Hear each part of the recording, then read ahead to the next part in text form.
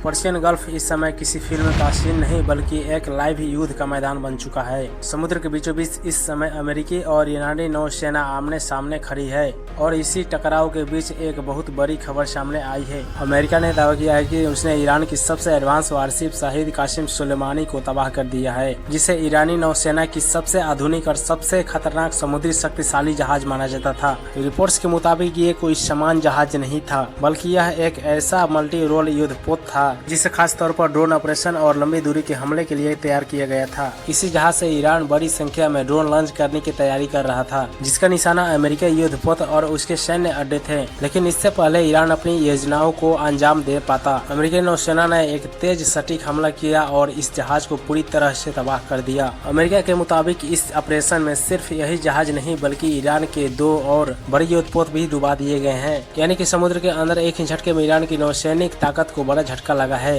लेकिन यहीं से कहानी और दिलचस्प हो जाती है, क्योंकि पिछले कई दिनों में अमेरिकी नेता और खासकर डोनाल्ड ट्रंप यह दावा कर रहे थे कि ईरान की नौसेना लगभग खत्म हो चुकी है और उसके 90 से 99% युद्धपोत नष्ट कर दिए गए हैं। फिर सवाल उठता है कि अगर ईरान की नौसेना इतनी तबाह हो चुकी है तो फिर इतना एडवांस जहाज अचानक कहां से सामने आए। इस सवाल का जवाब मिलता है ईरान के सबसे बड़े समुद्र बंदरगाह बंदर अब्बास से। रिपोर्ट्स के मुताबिक ईरान ने इस पोर्ट के आसपास कई ऐसे विशाल हैंगर और गुप्त ठिकाने बनाए हुए हैं जिन्हें इस तरह डिजाइन किया गया है कि उन्हें सैटेलाइट इमेज या ड्रोन से भी आसानी से नहीं देखा जा सकता है। इस गुप्त ठिकानों में ईरान ने अपने कई युद्धपोत छिपा रखे थे। जब युद्ध ज्यादा हो गया तो ईरान धीरे धीरे इन जहाजों को बाहर निकाल रहा है और युद्ध में इस्तेमाल कर रहा है। ईरान की रणनीति साफ है कि अगर वह अपने सभी जहाजों को एक साथ बाहर निकाल देता है तो अमेरिका उन्हें एक ही बड़े हमले में नष्ट कर सकता है। इसलिए ईरान उन्हें धीरे धीरे और अलग अलग जगहों से निकाल रहा है। हालांकि इस बार अमेरिका को एक बड़ी सफलता जरूर मिली है, क्योंकि उसने ईरान की सबसे बड़ी एडवांस मानी जाने वाली वारशिप को नष्ट कर दिया है।